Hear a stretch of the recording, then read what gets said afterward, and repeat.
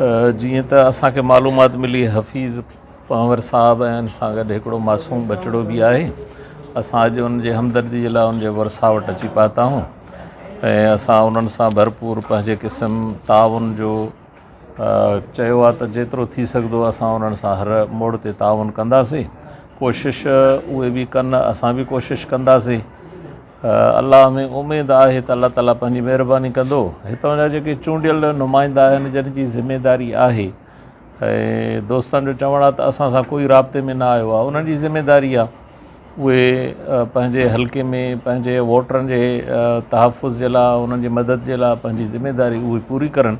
असांखां जेतिरो थी सघंदो असां उन्हनि सां मदद जे लाइ तयारु आहियूं। चूंडियल नुमाइंदा जेकी आहिनि उहे त पंहिंजो किरदारु जेको आहे सही नमूने सां अदा नथा कनि, इन करे चयो आहे हिकिड़ी दावा करे थी पई त असां जेको आहे उहो सही नुमाइंदा जेके आहिनि अवां जे साम्हूं आणींदा। त न ज़ुल्म जी यादि सीसा पिलाई हुई दीवार त माना बणिजे न JUI जी नुमाइंदगी ॾिसो न त पूरी सिंध जे अंदरि JUI जो हिकिड़ो नुमाइंदो बि पार्लियामेंट जे अंदरि कोन्हे।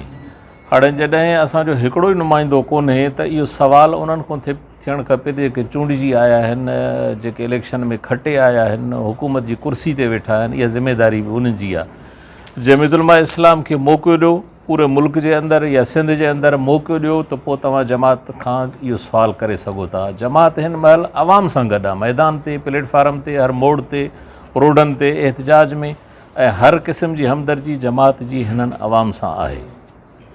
अपोज़िशन जो बि किरदारु माना सिर्फ़ु ज़बानी हद ताईं त न हुजणु घुरिजे, अमली हवाले सां बि त अपोज़िशन कोई पंहिंजो किरदारु अदा करे। जेतिरो उन्हनि जो पावर आहे जमात पंहिंजो उहो पावर इस्तेमालु कयो आहे, पंहिंजी ज़िमेदारी निभाई आहे ऐं अॻिते बि निभाईंदी। मार साहिबान जो हमेशह जेको हिन वक़्तु इहा क्लेम रहे थो त जतोई साहिबान जेके आहिनि उहे हिते क्राइम में मुब्तला आहिनि ऐं उन्हनि क्रिमिनल माण्हुनि खे जेके JUI आहे उन्हनि खे शेल्टर थी ॾिए, उन हवाले सां जो छा कयो? ॻाल्हि इहा आहे त जमात में जतोई साहिबान ज़रूरु आया आहिनि ऐं जतोई साहिबान जी जेका क़ौम आहे उन्हनि में वाक़ई क्रिमिनल माण्हू घणा आहिनि। बाक़ी क्रिमिनल माण्हुनि जो वास्तो कंहिं क़ौम सां कंहिं तनज़ीम सां न हूंदो आहे। जंहिं बि क़ौम जो क्रिमिनल माण्हू हुजे उहो क्रिमिनल आहे, उहा पार्टी क्रिमिनल न थींदी आहे, उहा पूरी क़ौम क्रिमिनल न थींदी आहे। शहरियार महर आरिफ़ ख़ान महर जहिड़ी कदावर शख़्सियतूं चूंडियल नुमाइंदा जेकॾहिं अहिड़े क़िस्म जी ॻाल्हि कनि था त अवां उन्हनि जे हिकु को बिरादरी जा सरदार बि आहिनि, उहे जेकॾहिं अहिड़े क़िस्म जी ॻाल्हि कनि था त अवां उनजी ख़ौफ़नाक नतीजनि खां न जेको आहे उहो थोरो महसूसु थिए थो पियो। अल्लाह से ख़ैर कंदो। इहो त हाणे इलाइक़े अवाम खे सॼी ख़बर आहे त असां वटि ॾोह ऐं ॾोह जो जेको असुलु जड़ आहे बुनियादु उहो शुरू काथों थो थिए।